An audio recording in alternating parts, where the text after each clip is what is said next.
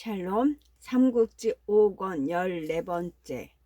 간부인도 눈물 섞어 그렇게 대답했다. 조은이 다시 미 부인과 아두가 간 방향이라도 가늠하고자 무얼 물으려는데 문득 백성들의 고함 소리가 들렸다. 한때의 조조편 군마들이 또다시 유비를 따른 죄밖에 없는 백성들을 짓밟으러 온 것이었다. 조은은 얼른 땅에 꽂았던 창을 빼어 들고 말에 올랐다.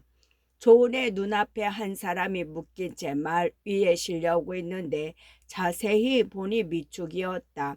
큰 칼을 빼어 들고 천여 명의 군사를 호령하며 뒤따르는 장수는 조일의 부장 순우두였다.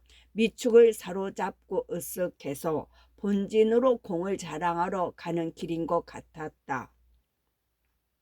처음에는 간부인만 지키고 되도록 큰 싸움은 피하려 한 조은이었으나 한솥밥을 먹던 미축이 사로잡혀 가는 걸 보자 참지 못했다. 한 소리 큰 꾸짖음과 함께 말을 박자 똑바로 순우도를 덮쳐갔다. 순우도도 마주 칼을 휘두르고 나왔으나 원래가 조은의 적수는 못 되었다. 조은은 한창에 순우도를 찔러 죽인 뒤 미축을 구함과 아울러 말 두 피를 빼앗았다. 빼앗은 말에 간부인을 오르게 한 조은은 앞장서서 적군을 죽이며 길을 열었다. 자기들의 대장이 한창에 찔러 죽는 걸 본 뒤라 조조의 군사들은 그런 조은을 감히 막지 못했다. 조은이 겨우 애움을 벗어나 장판교에 이르니 다리 위에서 홀로 말을 타고 서 있던 장비가 대뜸 창을 꼬나 잡으며 호통을 쳤다. 이놈 조자룡아, 너는 무슨 까닭으로 우리 형님을 저버렸느냐? 피를 뒤집어 쓰다시피 하며 간부인을 구해 나온 조은에게는 실로 뜻밖의 소리였다. 기막히기도 하고 분하기도 해서 마주 고함을 쳤다. 주모와 작은 주인을 찾느라고 뒤처졌을 뿐인데 어찌 주인을 저버렸다 말하시오. 그제서야 장비의 기세가 좀 누그러졌다. 간홍이 먼저 와서 알려주지 않았더라면 나는 자네를 보자마자 손을 썼을 것이네. 내 손으로 병기가 어떻게 가만히 있겠나. 내 손에 병기가 어떻게 가만히 있겠나. 그렇게 말했으나 마음 한구석에는 아직 의심이 남았다는 듯한 투였다. 그러나 장비를 잘 아는 조은은 굳이 장비를 탓하려 하지 않고 궁금한 것부터 물었다. 조공은 어디 계시오? 이 앞 멀지 않은 곳에 계시다네. 장비가 다시 묵뚝뚝하게 대답했다. 조은은 여전히 그런 장비에게 마음씀이 없이 미축을 보며 당부했다. 미자중. 미축은 간부인을 모시고 먼저 가시오. 나는 미부인과 작은 주인을 찾은 뒤에 주공을 뵙겠소. 그러고는 겨우 몇 기만을 거느린 채 다시 말을 박자 온 길을 되짚어 갔다. 달린 지 얼마 안 돼 조은은 10여 기를 거느리고 말을 달려오는 적장 하나와 맞닥뜨렸다. 손에는 절창을 들고 등에는 장검을 맨 젊은 장수였다. 조은은 말을 주고받는 것조차 귀찮다는 듯 창부터 먼저 내밀었다. 상대편 장수도 절창을 들어 맞섰으나 둘의 말이 엇갈리기 무섭게 결판이 나고 말았다. 조은이 한창으로 그 장수를 찔러 죽이고 따르던 군사들을 모두 흩어버렸다. 조은의 장에 죽은 자는 조조의 칼을 메고 조조를 따르는 장수인 하후은이었다. 조조에게는 의천검이란 보검과 청홍검이란 보검이 있었는데 의천검은 조조 스스로 차고 청홍검은 하후은에게 주어 그걸 차고 항시 뒤따르게 해왔다. 따라서 한후은이 등에 메고 있는 것은 쇠를 진흙 베듯 하고 그 끝이 날카롭기가 천하에 비할 데가 없다는 바로 그 청홍검이었다. 그날 하후은이 조언의 한창에 죽게 된 것은 자신의 용력만 믿고 복음을 등에 맨 채 졸개 약간과 더불어 노략질에 정신이 팔려 있다가 갑자기 조언과 부다치게 된 까닭이었다. 벌써 10여 년을 싸움터를 누벼온 조은은 죽은 적장의 등에 있는 칼이 예사로운 물건이 아님을 한눈에 알아보았다. 얼른 빼앗아 칼을 살펴보니 칼등에 청홍이란 두 글자가 금으로 새겨져 있었다. 짐작대로 세상에 드문 복음임을 알 수 있었다. 조은은 복음을 거두어 꽂은 뒤 다시 창을 들고 겹겹이 둘러싸인 적진 속으로 뛰어들었다. 어느새 뒤따르던 몇 기마저 모두 죽고 오직 존 혼자였다. 그러나 존은 조금도 물러설 마음이 없이 적진 속을 누비고 다니며 미 부인과 아들을 찾았다. 만나는 백성들마다 길을 막고 묻는데 문득 한 사람이 가까운 담장을 손가락질하며 일러주었다.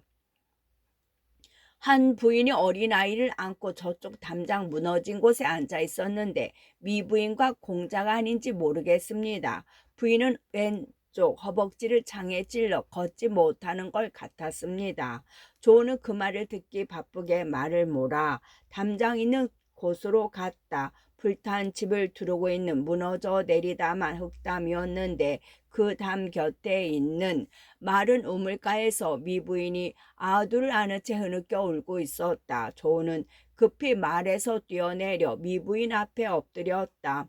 미부인이 울음을 멈추고 말했다. 이 몸이 장군을 만나게 된 것은 아두의 명이 아직 남은 덕택인가 합니다. 바라건대 장군께서는 이 아이가 황수께서 반생을 이리저리 떠돌면서 얻은 한 줌 혈육임을 가련하게 여겨주십시오.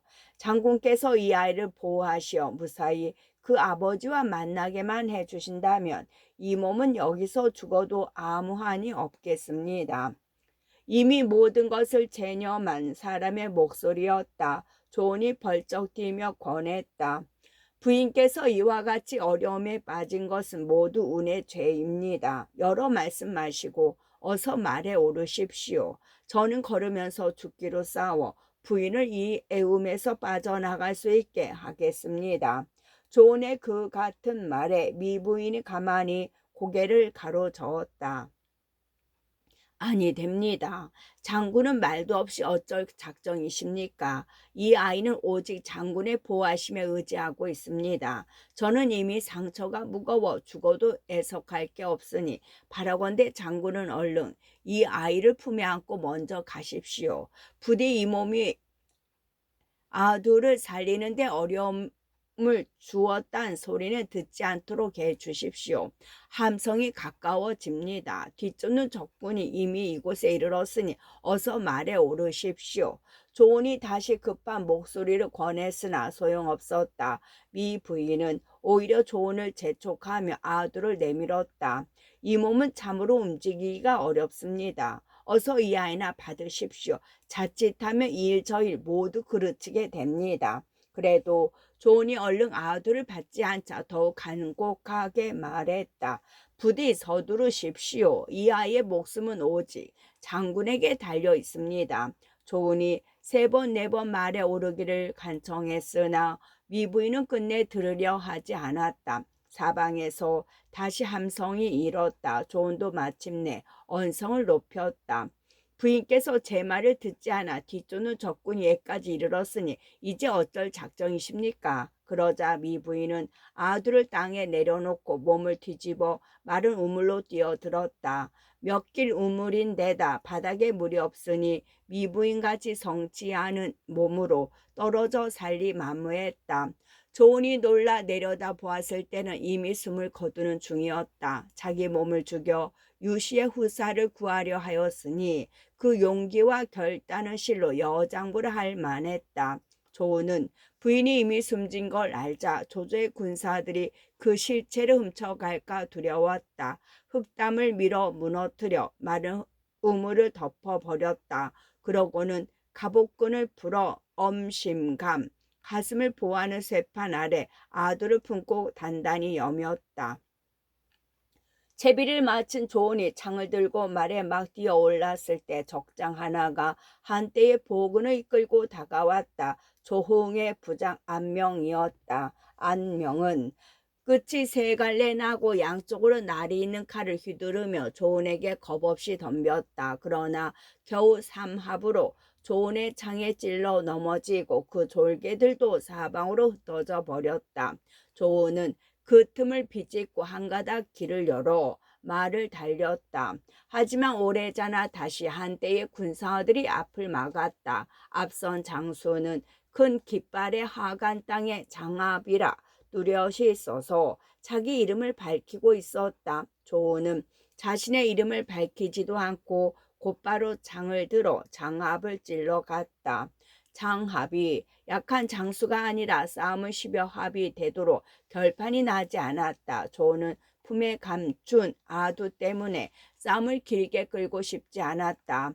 한 차례 사나운 공격으로 장합을 주춤하게 한 뒤 말머리를 돌려 달아나기 시작했다. 장합은 그런 조언을 놓치지 않으려고 급히 뒤쫓았다. 거푸 말을 재찔해 달아나던 조언이 갑자기 놀란 외침을 내며 말과 함께 커다란 흙구덩이로 떨어졌다.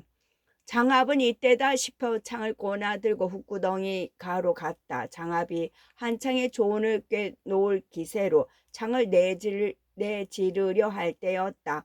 호련한 줄기 붉은 빛이 흙구덩이 속에서 눈을 찌르듯 솟구치더니 말과 사람이 허공으로 뛰어올랐다. 그러고는 가볍게 구덩이를 벗어나 내닫기 시작했다. 뒷날 제호를 쓰게 될 아두가 품에 있어 하늘이 조언을 도운 모양이었다. 그 광경을 본 장합은 크게 놀랐다. 조언을 뒤쫓을 마음을 버리고 군사들과 함께 돌아가 버렸다. 장합을 따돌린 조언은 한층 급하게 말을 몰아 적진을 빠져나가려 애썼다. 한참 정신없이 달리는데 이번에는 등 뒤에서 두 사람의 목소리가 어우러져 뒤쫓아왔다. 조언은 달아나지 마라 뿐만이 아니었다. 앞에서도 두 사람의 적장이 내달아 장칼을 휘두르며 길을 막았다. 뒤에서 뒤쫓는 것은 마연과 장의요. 앞에서 막는 것은 초족과 장남이었다. 모두 원수 밑에 있다가 조조에게 항복한 장수들이었다. 조우는 그들 내 장수를 만나 힘을 다해 싸웠다. 아무리 전하의 조자룡이라 하지만 넷이나 되는 적장과 한꺼번에 부딪히니 쉽게 길을 얻지 못했다. 그 사이 조조의 군사들이 개미떼처럼 몰려들어 그런 조은을 10겹 20겹 에워쌌다. 조은은 날이 무디어진 창을 버리고 하훈에게 뺏은 청홍검을 뽑았다. 과연 조조가 자랑할 만한 명검이었다. 조은의 손길이 한번 미치는 곳이면 어김없이 푸른 칼빛과 함께 적군의 갑옷이 쪼개지고 피가 튀었다.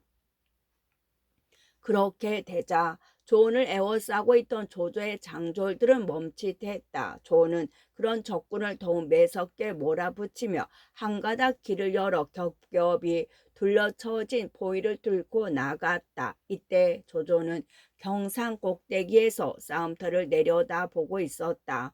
한 적장이 자기 편 군사들 사이를 휘젓고 다니는데 그가 이르는 곳에는 아무도 그 위세를 당해내는 사람이 없었다. 그 바람에 그 적장을 눈여겨보고 있는데 갑자기 그 적장이 창을 버리고 칼을 뽑는가 싶더니 사람은 안 보이고 한 덩이 흰푸른 칼빛만 수만 대군을 대쪽 쪼개듯 하며 빠져나가고 있지 않은가. 아무리 적장이라고는 하지만 조조는 그 용맹과 무예에 감탄했다. 저 장수는 누군가? 조조가 좌우를 돌아보며 급히 물었다. 그러나 거리가 멀어서 그런지 아무도 그를 알아보는 사람이 없었다. 곁에 있던 조응이 말배를 차며 말했다. 제가 알아보고 오겠습니다. 그리고 나는 듯 말을 달려 산을 내려온 조홍은 소리가 닿을 만한 곳에 이르자 조은을 보고 큰 소리로 물었다. 지금 거기서 싸우고 있는 장수는 누군가? 이름 없는 졸개가 아닐진데 어서 이름을 밝혀라. 나는 상산 땅의 조자룡이다. 적장은 조금도 움츠려 든 기색 없이 자기 이름을 밝혔다. 종은 돌아가 조조에게 알렸다. 적장은 전에 공손차 밑에 있다가 유비의 사람이 된 상산 땅의 조자룡이랑 장수입니다. 정말로 범 같은 장소로구나. 내 마땅히 저를 사로잡아 내 사람으로 만들리라. 조조는 그렇게 말하고는 곧 비말을 띄워 곳곳의 장로들에게 알리게 했다. 조자룡에게 이르러더라도 화를 쏘아서는 아니 된다. 반드시 살려서 잡도록 하라. 그렇게 되자 조조의 군사들은 더욱 조언을 잡을 길이 없었다. 죽여서 잡기도 어려운 장수를 어떻게 산채로 잡을 수 있겠는가. 덕분에 조언은 상처 하나 입지 않고 조조군의 포위를 뚫고 나올 수가 있었다. 그런데 한 가지 까닭 모를 일은 조조가 화를 못 쏘게 하여 조언이 무사히 빠져나갈 수 있었다는 대목이 정사에는 없는 점이다. 야사나 구전에 있는 것을 연익의 작자가 받아들인 것이라면 모르되 꾸며낸 이야기라면 앞뒤가 좀 맞지 않는 데가 있다. 조조라면 무조건 낮추고 헐뜯기를 서슴지 않으면서 유독 이 대목에서는 왜 조조에게 유리한 이야기를 꾸며 넣었을까? 관훈장에 대한 조조의 태도로 미루어 충분히 있을 법한 일이긴 하지만 그것은 결국 조조란 인물의 크기를 더해주는 대신 그토록 힘들여 과장해둔 조언의 무예는 오히려 빛이 덜해지고 말았지 않는가.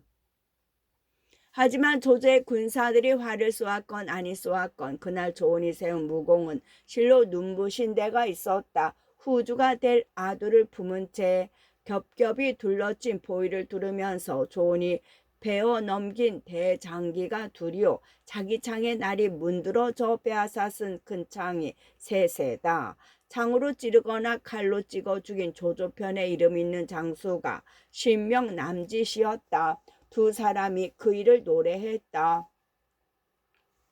점포와 갑오피로 물들이며 나아갈 때 당양에 누가 감히 그를 맞설 수 있었으리. 예와 지금은 둘러봐도 적진을 뚫고 위태로운 주인을 구하니 오직 상산에 조자룡이 있을 뿐이네. 하지만 조자룡이 애움에서 벗어났다고 해서 그대로 유비의 진중에 돌아갈 수 있게 된 것은 아니었다. 이미 당양 장판벌 거의가 조조의 세력 아래 들어간 뒤라 아직도 남은 길은 멀고 험했다. 적의 피를 뒤집어 쓴 듯한 꼴로 간신히 애움을 벗어난 조언이 어떤 산비탈을 지나갈 때였다. 두 갈래의 군마가 다시 조언의 길을 막았다. 앞선 두 장수는 하우든의 부장인 종진, 종신 두 형제였다. 하나는 큰 도끼를 휘두르고 하나는 화극을 겨누면서 목소리를 합쳐 소리쳤다. 조언은 얼른 말에서 내려 포박을 받으라. 그러나 조언은 조금도 두려워 않고 창을 꼬나쥐며 싸울 채비를 했다. 앞서 덤빈 것은 큰 도끼를 든 종진이었다. 그러나 미처 창과 도끼가 3번 어우르기도 전에 조은은 종진을 찔러 말 아래로 떨어뜨리고 길을 아사 달아났다. 형이 죽는 꼴을 보고 눈이 뒤집힌 종신이 화극으로 그런 조은을 겨누면서 뒤따랐다. 조은의 말꼬리에 그가 탄 말머리가 닿을 만큼 바짝 뒤따르자 종신은 번쩍 화극을 들어 조은의 등판을 찌르려 했다. 그걸 느낀 조은이 급히 말머리를 돌리니 두 사람의 거리는 타고 있는 말이 서로 가슴을 부딪힐 정도로 가까웠다. 조은은 얼른 왼손에 든 창으로 찔러오는 화극을 쳐내는 한편 오른손으로 청홍검을 뽑아 종신의 머리통을 후려쳤다. 쇠를 진흙 베듯 하는 청홍검이라 칼날은 종신의 투구를 쪼개고도 머리통을 두 쪽으로 갈라버렸다. 종진에 이어 아우 종신까지 처참한 몰골로 죽자 놀란 군사들은 그대로 흩어져 달아났다. 또 한 차례 적군들 속에서 몸을 뺀 조우는 장판교를 바라보며 급히 달렸다. 하지만 미처 장판교에 이르기도 전에 또 한때의 군마가 함성과 함께 조은을 뒤쫓았다. 이번에는 유표의 장수였다가 조조에게 항복한 문빙이 이끄는 군마였다. 어지간한 조은도 그때는 타고 있던 말과 한 가지로 지칠 대로 지쳐 있었다. 문빙과의 싸움 같은 것은 엄두도 못 내고 앞으로 내닫기에만 바빴다. 간신히 장판교 가에 이르니 저만큼 다리 위에 창을 낀 채 말을 타고 서 있는 장비가 보였다. 조은이 장비를 향해 급한 소리를 내질렀다.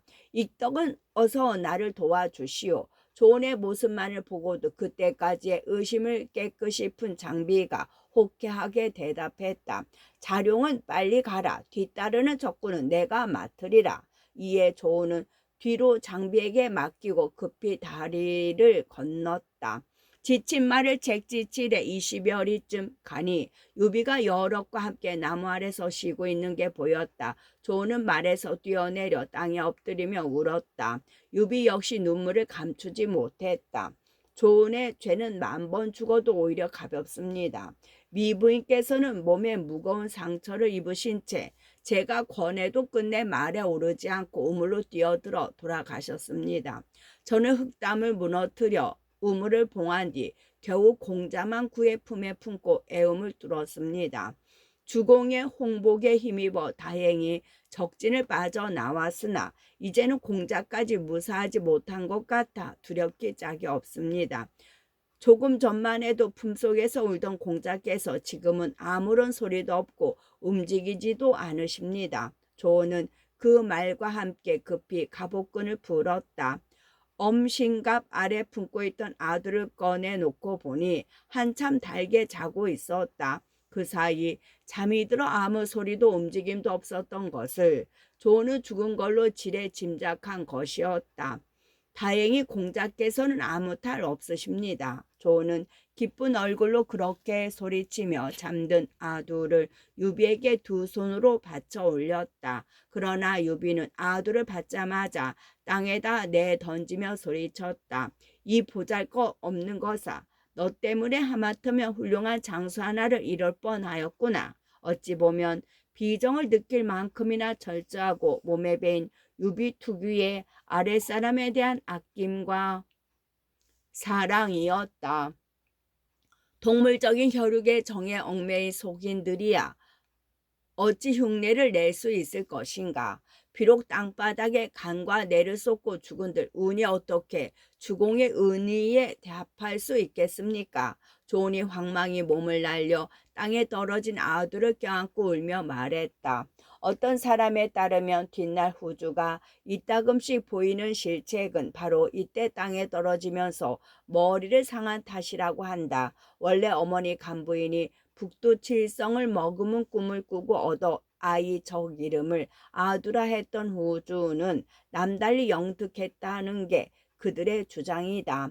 한편 조은을 쫓던 문빙은 장판교에 이르러 주춤했다. 장비가 머리칼과 호랑이 수염을 빳빳이 곤두세운 채 손에는 창을 잡고 말 위에 홀로 앉아 있는데 다리 동쪽의 숲 뒤에서는 자욱이 먼지가 일고 있었다. 마치 수만 복병을 그 숲속에 숨겨놓고 장비 혼자서 조조군을 그리로 유인하려는 것 같은 인상이었다. 이에 더러 의심이 든 문빙은 고삐를 당겨 말을 세우고 감히 장비에게로 다가가지 못했다. 조금 있으려니까 조인, 이전, 하후돈, 우금, 하후연, 악진, 장요, 장압, 허저 등의 맹장들도 각기 군사를 끌고 문빙 곁에 이르렀다. 하지만 그들도 문빙과 크게 다르지 않았다. 장비 홀로 두 눈을 부릅뜬 채 창을 비껴들고 말 등에 앉아 있는 걸 보자 역시 의심이 든 까닭이었다. 조조의 맹장 거의 모두가 수십만 대군을 이끌고 몰고 오고 있는데도 장비 혼자서 눈 한 번 깜빡 않고 버티는 데서 온 의심이었다. 아무래도 제갈량이 또 무슨 계교를 펼쳐놓고 우리들을 깨어드리려는 수작 같다. 그렇게 짐작한 조조의 장수들은 감히 다리를 건널 엄두를 내지 못하고 장판교 서쪽에다 진채를 내렸다. 그리고 한편으로는 급히 사람을 뽑아 나는 듯 조조에게 그 소식을 알렸다. 후군에 머물러 있다가 그 소식을 들은 조조는 급히 말에 올라 앞으로 나갔다. 장비가 고리 눈을 부릅뜨고 가만히 보니 적군 뒤편에서는 푸른 비단 일산이 움직이며 그 뒤에는 모월과 전기가 뒤따르는 게 눈에 띄었다. 이는 틀림없이 조조가 의심이 일어 스스로 살펴보려고 오는 것이라 짐작한 장비는 짐짓 기세를 올려 큰 소리를 쳤다. 나는 연땅 사람 장익덕이다. 누가 나와 한판 죽도록 겨뤄보겠느냐. 일부러 기세를 과장하고자 지르는 소리라 마치 큰 우레 같았다. 그 소리를 들은 조조의 군사들은 모두 얼굴빛이 변해 덜덜 떨었다. 조조도 까닭없이 저려오는 오금을 애썼대며 좌우에 영을 내려 일산이며 전기를 걷어치우게 했다. 혹시 장비가 그것을 보고 자신이 있는 곳을 짐작하여 덮칠까 두려웠던 까닭이다. 뿐만이 아니었다. 조조는 또 곁에 있는 장수들을 돌아보며 나직히 일러주었다. 일찍이 관운장에게 들으니 장비는 백만 대군 가운데 있는 적장의 머리를 베오기를 주머니 속에 물건 꺼내듯 하는 장수라 했다. 그 장비를 오늘 만났으니 결코 가볍게 여겨서는 아니 된다. 그때 장비가 다시 부릅뜬 눈으로 조조의 장졸들을 내려보며 한창 목청을 높였다. 연나라 땅에 장익덕이 여기 있다. 누가 나와서 맞붙어 보겠느냐. 조조는 장비의 기세가 그처럼 등등한 걸 보자 반드시 믿는 것이 있어서라 여겼다. 섣불리 말려들어 낭패를 당하느니 잠시 군사를 몰려 형세를 살피는 편이 나을 것 같았다. 가만히 영을 내려 군사를 물릴 제비를 하게 했다. 장비가 보니 조조군의 후미가 수렁거리며 진채를 뽑는 게 자신의 계책대로 되어가는 것 같았다. 더욱 기세가 올라 창을 휘두르며 또 소리쳤다. 싸우자고 해도 싸우려 들지 않고 그렇다고 물러나는 것도 아니니 도대체 어찌 된 셈이냐. 내가 가서 모두 죽여주랴. 기세가 오를 대로 올라 목청껏 내지르는 소리라 앞서의 고함에 비할 바가 아니었다. 그 소리에 놀라 조조 곁에 있던 하후거리란 못난 장수 하나가 말에서 거꾸로 굴러 떨어졌다.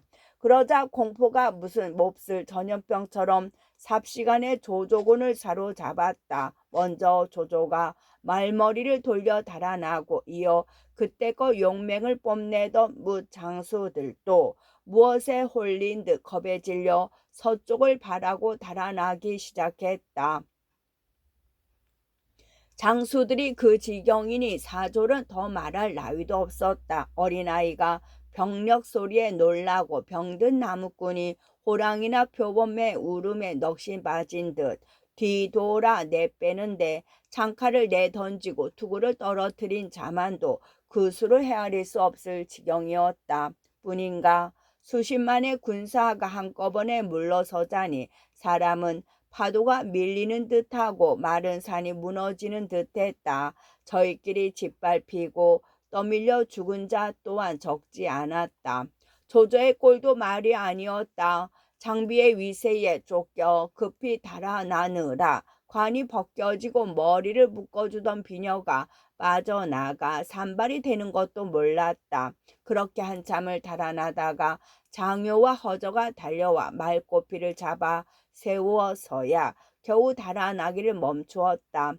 지나친 헤아림의 병이었다. 만약 조조가 단순한 무장이었다면 일단 군사를 내어 장비와 부딪혀 보았으리라. 그러나 자신의 비추어 남을 헤아리다가 그처럼 뜻 아니한 낭패를 보게 된 것이었다. 장효가 그걸 깨달은 듯 조조에게 권했다. 승상께서는 너무 놀라지 마십시오. 장비 한 사람을 무엇 때문에 그토록 두려워하십니까? 오히려 지금이야말로 급히 군사를 돌려 들이칠 때입니다. 반드시 유비를 사로잡을 수 있을 것입니다. 조조도 그제서야 버뜩 정신을 차렸다. 얼른 놀란 모습과 겁먹은 표정을 바로 하고 허저와 장효에게 말했다. 그 말이 옳아. 내가 잠시 무엇에 올렸던가 보네. 그대들은 다시 장판교로 돌아가서 장비의 움직임을 살펴보고 오게. 한편 장비는 조조군이 한꺼번에 뒤로 물러나는 걸 보자 한층 호기가 솟구쳤으나 워낙 거느린 군사가 적어 감히 뒤쫓지 못했다. 말꼬리에 나뭇가지를 매달고 습속을 내다르며 먼지를 일으키고 있던 20여 기를 불러 겨우 장판교만 부수어 버리고는 유비를 쫓아 뒤돌아갔다. 내 아우가 용맹스럽기는 그지없이 용맹스러우나 애석하게도 계책을 베품이 너무 서툴구나. 뒤따라온 장비로부터 모든 것을 전해들은 유비는 기쁜 중에도 그렇게 단식했다. 먼지를 일으켜 의병을 삼은 일이며 거짓 위세로 조조의 대군을 홀로 물리친 일 따위로 무용뿐만 아니라 개교에서도 스스로 훌륭했다고 은근히 자랑스러워하던 장비가 그 같은 유비의 단식을 듣자 이상한 듯 물었다. 계책을 베푸는데 서툴다니 형님 그게 무슨 말씀이시오? 조조는 꽤가 많은 사람이다. 너는 용케 그를 속였으나 다리를 부수고 온 게 큰 잘못이었다. 두고 봐라. 조조는 반드시 우리를 뒤쫓아올 것이다. 유비가 그렇게 대답했다. 그래도 장비는 얼른 그 말을 알아듣지 못했다. 못마땅한 말투로 유비에게 대꾸했다. 조조는 그 고함 소리 한 번에 엎어질라 자빠질라 몇리나 달아났습니다. 어찌 감히 다시 뒤쫓아올 마음이 나겠습니까? 더구나 다리까지 끊어놨는데 바로 그 다리를 끊은 일 때문이다. 만약 네가 다리를 끊지 않았더라면 조조는 여전히 매복이 있을까 두려워 감히 군사를 내지 못할 것이다. 그런데 이제 네가 다리를 끊고 왔으니 조조는 우리가 군사가 없어 겁을 먹고 그랬다는 걸 눈치챘을 것이고 반드시 뒤따라올 것이다. 거기다가 저쪽은 무리가 100만이나 된다. 비록 큰 강이라도 얼마든지 메우고 건널 수 있을 터인데 까지 다리 하나쯤 끊어졌다 해서 무엇 거릴 게 있겠느냐. 유비는 그렇게 장비를 깨우쳐 줌과 아울러 급히 몸을 일으켰다. 그리고 좌우를 돌아보며 영을 내렸다. 이제는 샛길로 한진을 거쳐 면양으로 간다. 모두 서두러라. 이때 장판교에 이른 장효와 허전은 장비가 다리를 끊고 달아난 걸 알았다. 곧 사람을 보내 조조에게 그 소식을 전했다. 적이 다리를 끊고 갔다면 이는 틀림없이 거느린 군사가 없어 마음속으로는 우리를 겁내고 있다는 뜻이다. 얼른 뒤쫓아야 한다. 조조는 그렇게 말하고 곧 군사 1만을 뽑아 장판교가 끊어진 곳에다 3개의 부교를 놓게 했다. 그날 밤으로 대군이 지나갈 수 있게 하라는 엄명과 함께였다. 이전이 그 같은 조조의 서두름을 말렸다. 이것은 어쩌면 제갈량의 속임수인지도 모릅니다. 가볍게 군사를 내어서는 아니 됩니다. 조조가 껄껄거리며 고개를 가로저었다. 아닐세. 내가 보니 이번 일은 제갈량의 꾀에서 나온 게 아니라 장비가 꾸민 것임에 틀림없네. 하지만 결국 장비는 한낱 용맹만 믿는 무장일 뿐일세. 또다시 무슨 속임수를 쓸 수 있겠는가. 그러고는 다시 영을 내려 더욱 급하게 진병을 재촉했다.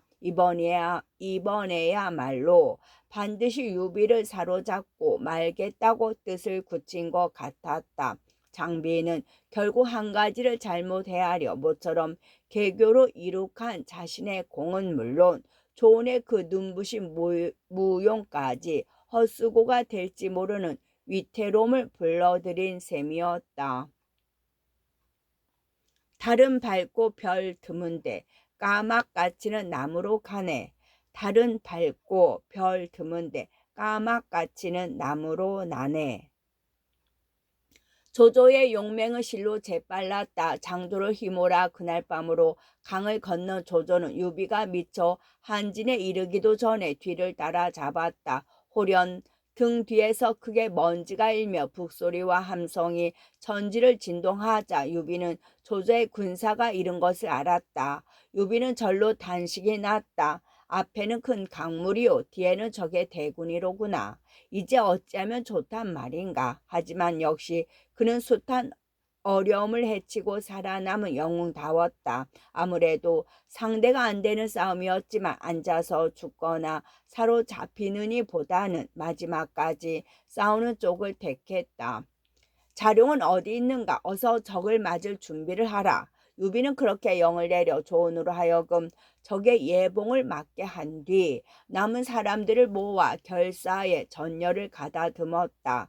각오가 엄중하기는 조조도 마찬가지였다. 진격에 앞서 조조는 모든 장졸들에게 마지막으로 한 번 더 당부했다. 이제 유비는 가마솥에 든 물고기요 구덩이에 빠진 호랑이다. 하지만 만약 이번에 그를 사로잡지 못한다면 그 물고기는 노여나 큰 바다로 들고 호랑이는 빠져나와 산으로 돌아가는 격이 된다. 여러 장졸들은 모두 힘을 다해 나아가 반드시 유비를 사로잡도록 하라. 이에 모든 장졸들은 각오를 새로이 하고 유비 쪽을 향해 덮쳐갔다. 그런데 뜻밖의 일이 벌어졌다. 기세가 오를 대로 오른 조조의 군사들이 상구비 하나를 돌았을 때였다. 산 뒤편에서 호련 북소리가 울리며 한때의 군마가 쏟아져 나왔다. 조조는 어디를 가는가? 내가 여기서 기다린 지 오래다. 앞선 장수가 큰 종이 울리는 것 같은 목소리로 외쳤다. 모두 놀라 그쪽을 보니 그 장수는 다름 아닌 관우였다. 청룡도를 끼고 말 위에 높이 앉은 모습은 그 어느 때보다 당당하고 위맹스러워 보였다. 앞서 강화로 갔던 관우는 무사히 공자 6위로부터 일만의 군마를 빌릴 수 있었다. 그러나 워낙 거리가 멀어 당양 장판의 싸움을 대지 못하고 이제야 겨우 그곳에 이른 것이었다. 조조는 그동안 보이지 않던 관운장이 나타나 길을 막자 곧 말을 멈추고 자기 편 장수를 돌아보며 분한듯 내뱉었다.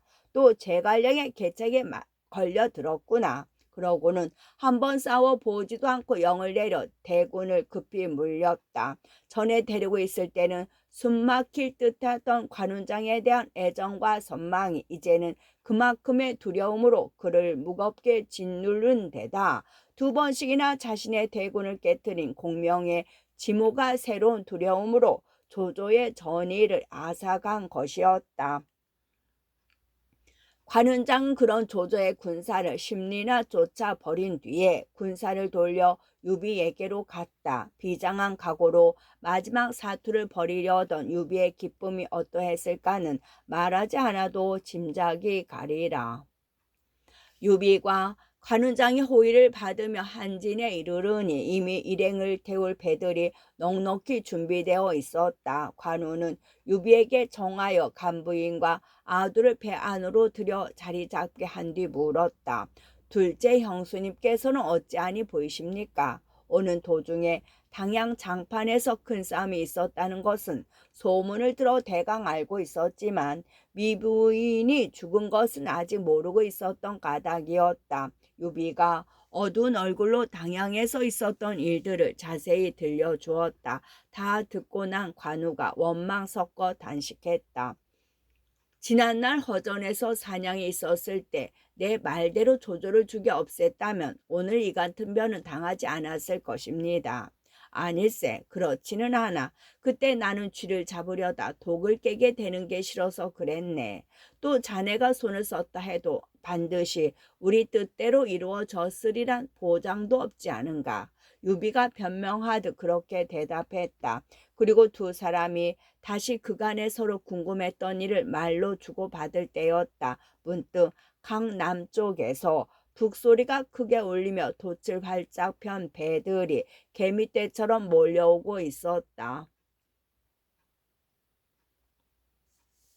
유비는 깜짝 놀라 다가오는 배들을 살펴보았다. 혹시 조조가 그새 수군을 낸 게 아닐까 걱정이 된 까닭이었다. 하지만 유비의 지나친 기우였다. 다가오는 배전에서 흰 점포에 은투구를 쓴 장수 하나가 서 있다가 유비를 보고 소리쳤다. 숙부께서는 그간 별일 없으셨습니까? 못난 조카가 늦어 근죄를 지었습니다. 유비가 보니 바로 공자 유기였다. 이어 유비의 배로 옮겨온 유기는 엎드려 울며 말했다. 듣자니 숙부께서 조조 때문에 고단하시다기에 작은 도움이라도 될까 하여 이렇게 왔습니다. 그가 관운장에게 선뜻 군사 1만을 빌려준 것만도 고마운데 몸소 배를 이끌고 그곳까지 마중 나오니 유비의 기쁨은 컸다. 곧 두 편 군사를 합쳐 함께 강을 내려가며 그간 있었던 일을 서로 얘기했다.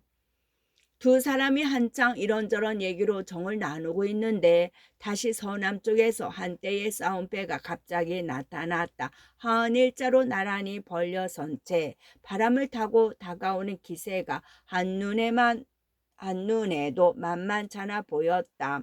유기가 놀란 목소리로 유비에게 물었다. 강하에 있는 군사와 배는 제가 모두 이리로 끌고 왔습니다. 그런데도 이제 또 싸움배들이 길을 막으니 이는 틀림없이 조조의 군사들이 아니면 강동 송권의 군사들일 것입니다. 어찌하면 좋겠습니까? 그 말에 유비도 놀라 배전으로 달려나갔다. 먼저 조조 쪽인지 송권 쪽인지부터 알아야 결단을 내릴 수 있기 때문이었다.